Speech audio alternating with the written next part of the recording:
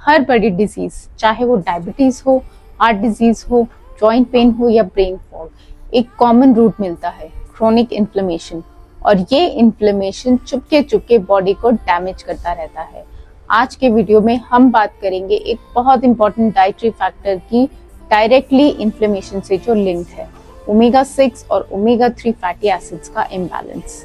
सबसे पहले समझते हैं कि इन्फ्लेमेशन होता क्या है। इन्फ्लेमेशन बेसिकली बॉडी का एक डिफेंस मैकेनिज्म है। अगर आपको कहीं कट लग जाए तो स्वेलिंग और रेडनेस होते हैं। ये है गुड इन्फ्लेमेशन जो हीलिंग के लिए जरूरी होता है। प्रॉब्लम तब होती है जब ये इन्फ्लेमेशन बंद ही नहीं होता, बॉडी हमेशा एक लो फायर मोड में रहती है। इसको कहते हैं क्रोनिक लो ग्रेड इन्फ्लेमेशन और इसी की वजह से टाइम के साथ लाइफस्टाइल डिजीजेस डेवलप होती हैं।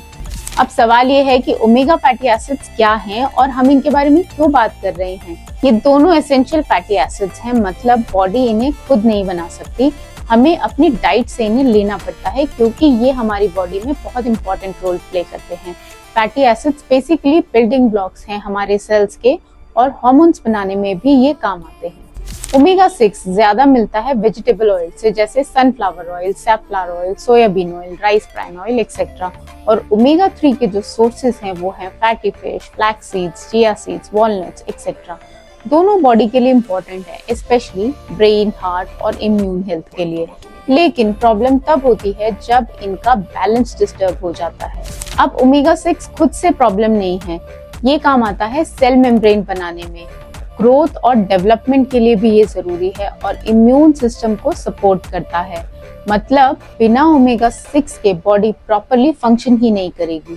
तो ये ओमेगा 6 और ओमेगा 3 का इम्बैलेंस होता कैसे है? इंडिया में मेजॉरिटी किचन्स में ऑयल्स जैसे sunflower oil, safflower oil, soyabean, rice bran oil use होते हैं। ये सब ओमेगा 6 हेवी ऑयल्स होते हैं।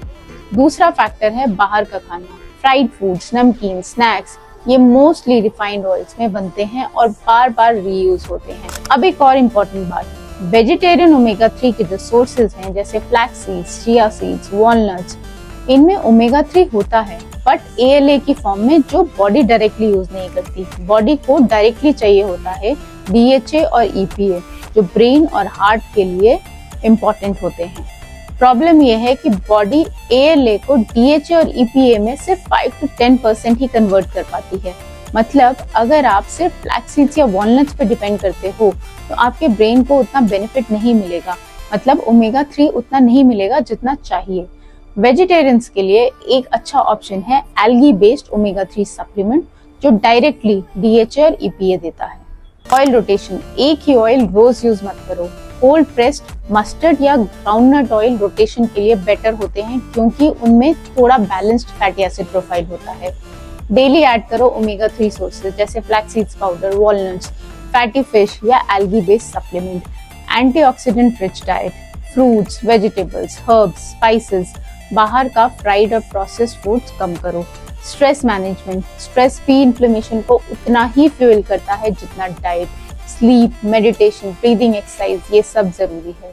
डेली मूवमेंट और exercise natural anti inflammatory effect देते हैं। याद रखिए ओमेगा 6 खुद एसेंशियल है, प्रॉब्लम तब होती है जब ओमेगा 3 मिसिंग होता है।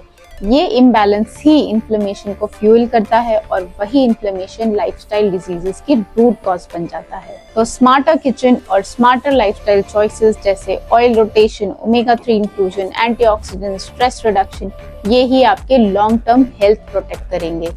एक छोटी सी डाइटरी और लाइफस्टाइल शिफ्ट और आप अपने ब्रेन और बॉडी को डेकेड्स तक शार्प और हेल्दी रख सकते हैं। जय हिंद।